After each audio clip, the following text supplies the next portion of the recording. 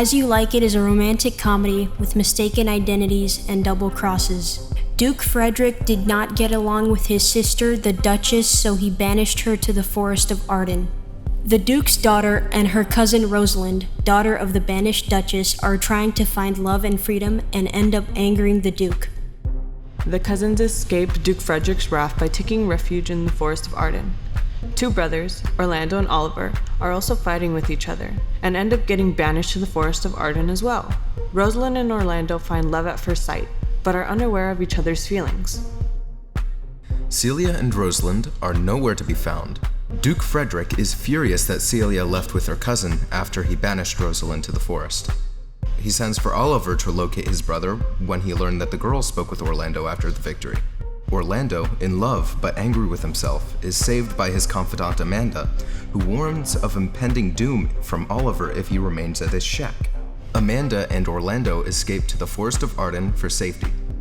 Meanwhile, Rosalind, Celia, and Touchstone brave the Forest of Arden for hours in search of respite from their journey. As they stop to rest their weariness, they are borne witness to Silvius' cries in the aftermath of his rejection by Phoebe. Silvius' shepherdess, Corin, talks with Rosalind and her companion and explains that her master is selling his pasture and flock.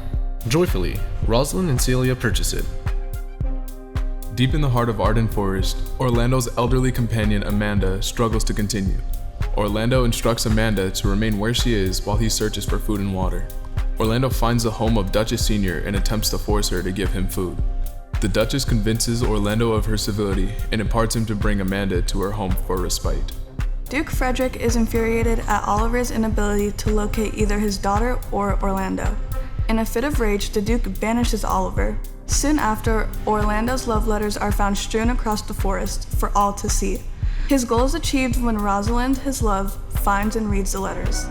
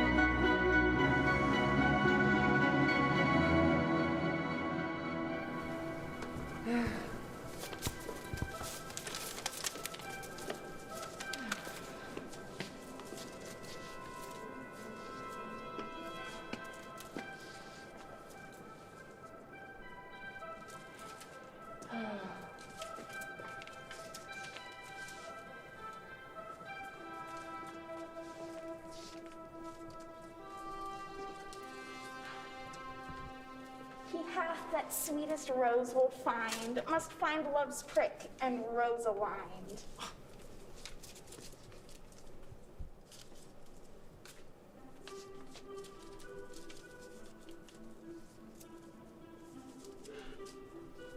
Sweetest nut hath sour rind, such is a nut is rose aligned.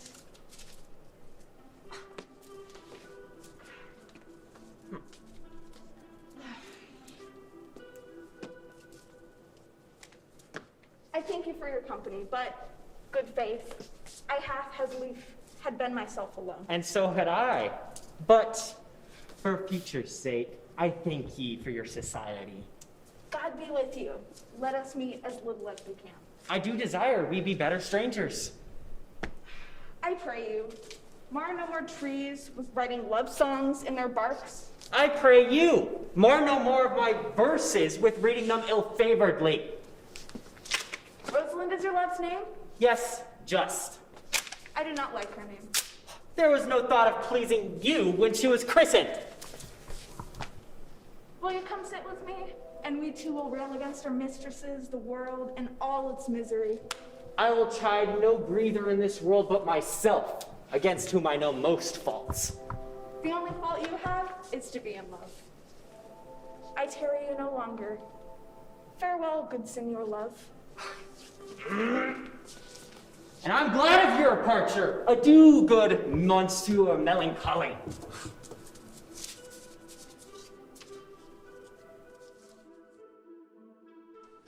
I shall speak to him like a saucy lackey, and under the nave play the infants with him. Do you hear, Forrester? Very well. What would you? I pray thee. What 'tis o'clock? You should ask me what time o' day. There's no clocks in the forest. Then there is no true lover in the forest, else the sighing every minute and groaning every hour would detect a lazy time of foot as well as a clock. Where dwell you, pretty youth? With the shepherdess, my sister in the skirts of the forest. Are you native to this place? As the coney that you see dwell where she is kindled. Your accent is something finer than you could purchase in so removed a dwelling. I have been told so of many, but indeed, an old religious uncle taught me to speak. He was, in his youth, an inland man, one who knew courtship too well and fell in love. I have heard him speak against it many times, and I thank God that I am not a woman to be charged with so many guilty offenses.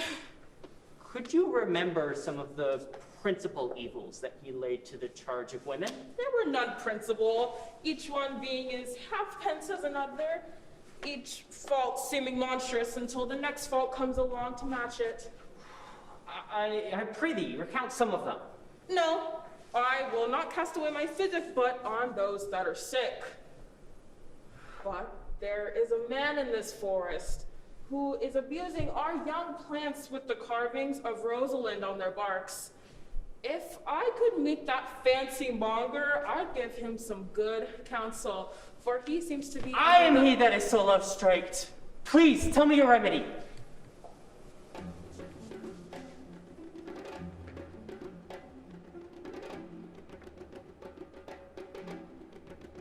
There are none of my uncle's marks upon you.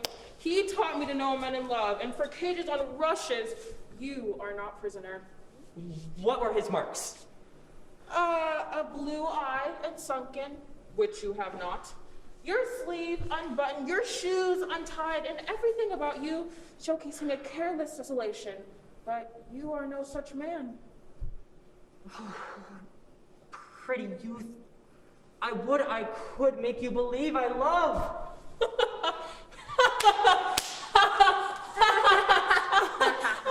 Make me believe it, for you should make she that you love believe it. But in good sooth, are you he that hangs the rhymes of wherein Rosalind is so admired? I do swear, youth, by the white hand of Rosalind, I am not he, that unfortunate he. But are you so in love as your rhymes speak? Crime and reason cannot express how much. Love is merely madness, yet I profess good counsel. Have you done this to anyone else? Yes, one, and in this manner. He was to imagine me his love, his mistress, and I sent him every day to come woo me. Yet, in this manner, but moonish youth, I was to grieve. Changeable, longing, and liking, apish, shallow, spit at him, and yet I cured him. You would not cure me so. I would cure you if you would yet come to my cot every day and woo me. Very well. By the faith of my love, I will. Yes, come with me, and I'll show you to it. And along the way, you must show me wherein you live. Will you come? With all my heart, good youth. Nay, but you must call me Rosalind. Come, sister, will you go?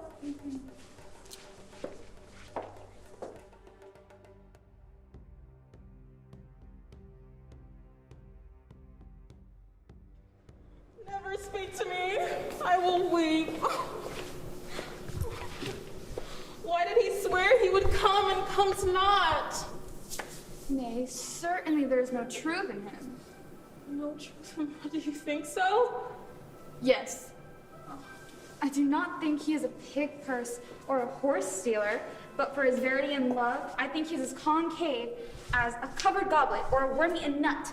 Not true in love? Yes, when he is in, but I do not think he's in.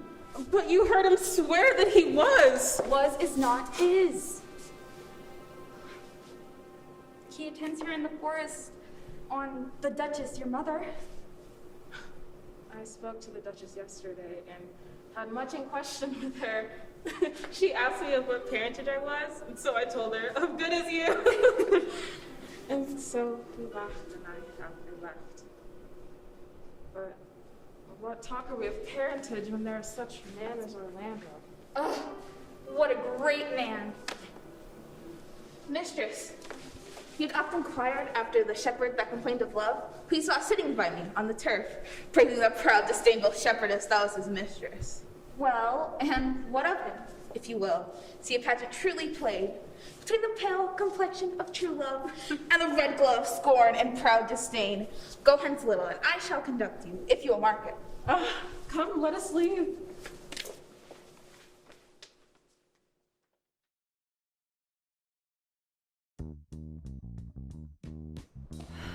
Phoebe, do not scorn me, sweet Phoebe. See that you love me not, see not some bitterness. The common executioner, whose heart the accustomed sight of death makes hard, falls not the axe upon thy humble neck, but first begs pardon. Would you sterner be than he that dies and lives by bloody drops? I would not be thy executioner. I fly thee, for I will not injure thee. Thou tellest me I have murder in mine eye? 'Tis pretty sure and very probable that eyes that are the frailest and softest things, who shut their coward gates on enemies, should be called tyrants, butcherers, murderers. Now I do frown on thee with all my heart, and if mine eyes can wound, now let them kill thee. Now counterfeit this wound, why now fall down? Or, if thou canst not, oh, for shame, lie not to say mine eyes are murderers. Now show the wound my eye hath made in thee. Scratch thee but with a pin, and there remains some scar of it. Lean but upon a rush, the cicatrice incapable impressure thy palm some moment keeps, but mine eye, which I have darted at thee, hurt thee not, nor I am sure there's no force in eyes that can do hurt. Oh, dear Phoebe. If ever as that ever may be near, you meet in some fresh cheek the power Betsy, and show you know the wounds invisible, the love-skewed arrows fate. But till that time, come not thou near me. And when that time comes, afflict me with thy mocks. Pity me not, as till that time I shall not pity thee. And why, I pray you, who might be your mother that you insult, exalt, and all at once over the wretched? But though you have no beauty in you, as by my faith, as far as I can see, though candle may go dark, must you therefore be proud and pitiless? Why, what means this? Why do you look so upon me? For I love you no more than an ordinary nature's sales work. Oh, it's my little life. I think she has the means to tangle my eyes too. You foolish shepherd! Wherefore do you follow her like wind and rain? You are 1,000 times more man than she is a woman. 'Tis fools like you fill our world with ill-favored children. 'Tis not her glass, but you who flatters her, and through you she sees herself more of a woman than her lineaments allow.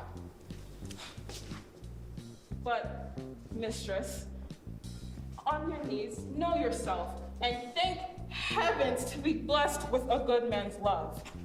For I tell you in good ear, sell when you can. You are not for all markets. So take his offer, love him, and shepherd, take her to thee. Fare you well. Sweet youth, I pray you chide a year together. I'd rather hear you chide than this man woo. He fell in love with your foulness, and she'll fall in love with my anger. If be it so, every time she responds, I'll sauce her with bitter words. Why do you look on me? For no ill will I bear you. I pray you do not fall in love with me, for I am worse than vows made in wine. Come, sister. Shepherd, ply her hard, and shepherdess, look on him better, and know yourself to be a good man's love. Come to our coat. Judge Shepherd, I find thyself might. Whoever loved that love not at first sight. Sweet baby. Huh? What sayest thou, Sylvius? Sweet baby, pity me. Why, I am sorry for thee, gentle Sylvius. Wherever sorrow is, relief would be. If you do sorrow my grief and love, by giving love your sorrow and my grief are both extra minds. Thou hast my love. Is it not that neighborly? I would have you. Why, that were covetousness. Sylvius, the time were that I hated thee. Yet, it's not that I bear thee love, but since that thou canst talk of love so well, thy company which erst was irksome, I will endure, and I'll employ thee too. But don't look for further recompense than thine own gladness that thou art employed.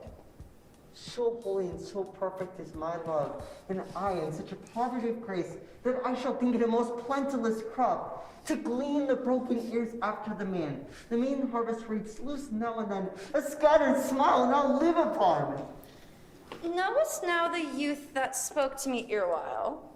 Not very well, but I have met him oft, and he hath brought the cottage in the bounds that the old Carlo was once a master of. Think not I love him, though I ask for him. 'Tis but a peevish boy. Yet he talks well, but what care I for words? Yet words do well when he that speaks them pleases those that hear. It is a pretty youth, not very pretty. And sure, he's proud and his pride becomes him. He'll make a proper man. And faster than his tongue did make offense. His eye did heal it up. He's not very tall, yet for his years he's tall. There's a pretty redness in his lip, a little riper and more lusty red than mixed in his cheek. 'Twas just a difference between a constant red and a mingled damask. There be some women, Sylvius, who had marked it in parcels as I did, would have gone near fall in love with him. But for my part, I love him not, nor hate him not. I have more cause to hate him than to love him. For what he had to do to scorn at me. Now I am remembered, tied at me. But that is all one ofness is no acquaintance. I'll write him a very taunting letter, and thou shalt bear it. Wilt thou, Sylvius? With all my heart. I'll write him straight. The matter's in my head and in my heart. I'll be bitter with him in passing short. Come with me, Sylvius.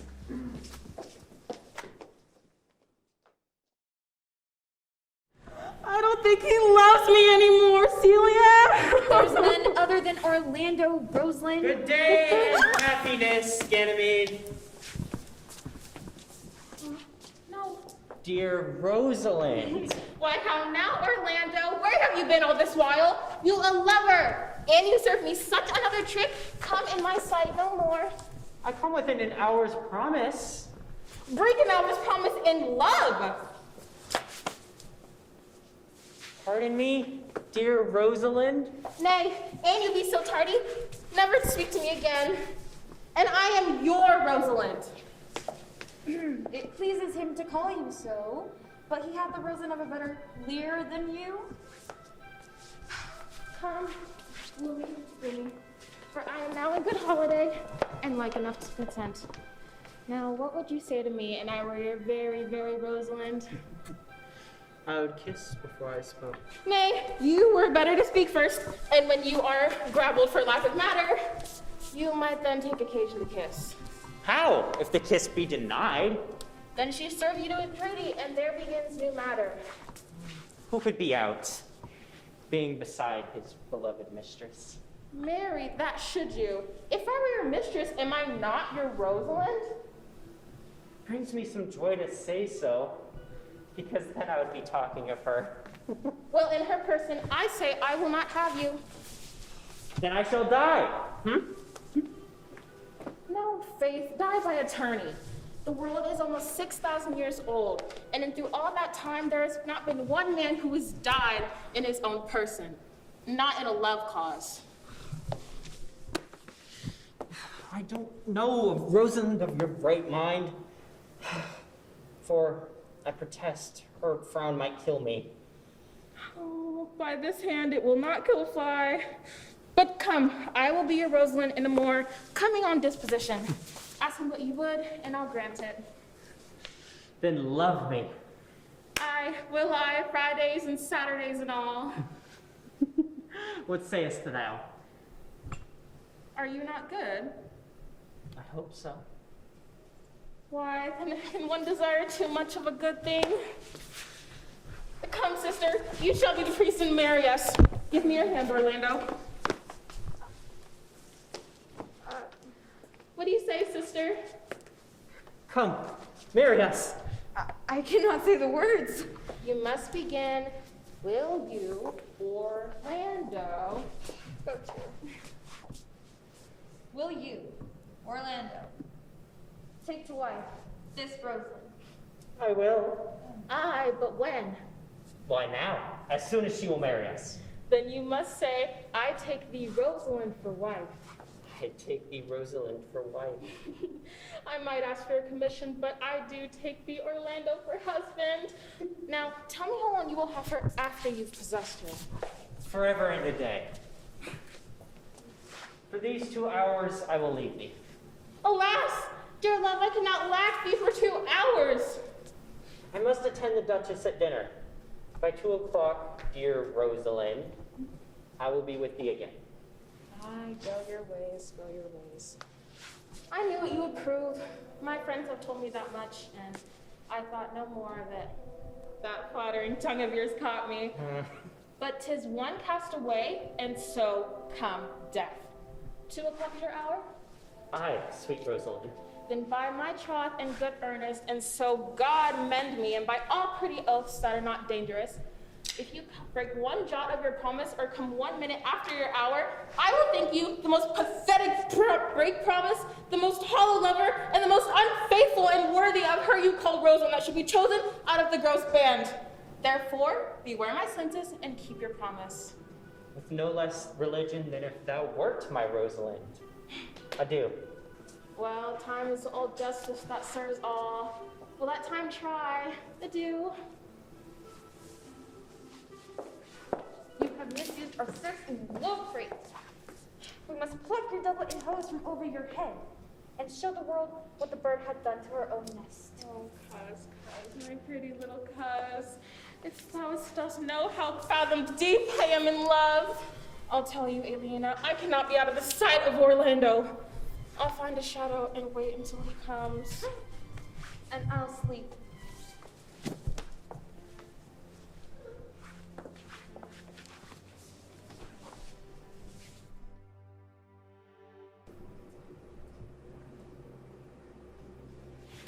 Say now, is it not past 2 o'clock?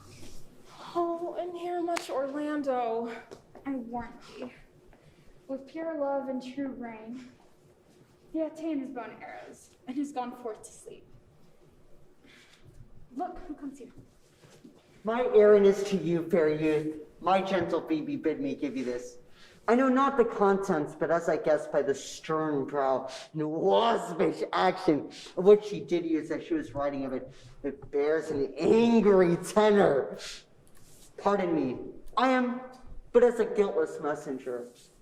Patience herself would startle at this, or by the swaggerer, bear this, bear all. Her love is not the hare that I hunt. Why would she write so to me? Well, shepherd, well, I think this is your own device. No, I protest. I know not the contents. Phoebe did write it. Oh, come, you a fool, and turn to the entreaties of love. I say that this is not her own letter. This is a man's invention, and at his hand. Sure, it's hers. Will you hear it? So please you, for I never heard it yet. It heard too much of Phoebe's cruelty. Whilst the eye of man did woo me, that could do no more vengeance to me, if the scorn of your bright eye have such power to raise such in mine. Alack in me, what strange effects would they work in mild aspect? While Zeus chid me, I did love, and by him seal up thy mind. Whether that thy youth and kind will the faithful offer take me of all I can make, or else by him my love deny, and then I'll study how to die. Call you this chiding? Alas, poor shepherd. Do you pity him? No, he deserves no pity. Wilt thou love such a woman? Well, go to her then, for I see that love has made thee a tame snake. For what, to make thee an instrument and play false strides upon thee, not to endure it? Well, tell her this. If she love me, I charge her to love thee. And if she will not, I will never see her until thou entreats upon thee. Now, if you be a true lover, and say no more, for here comes no company.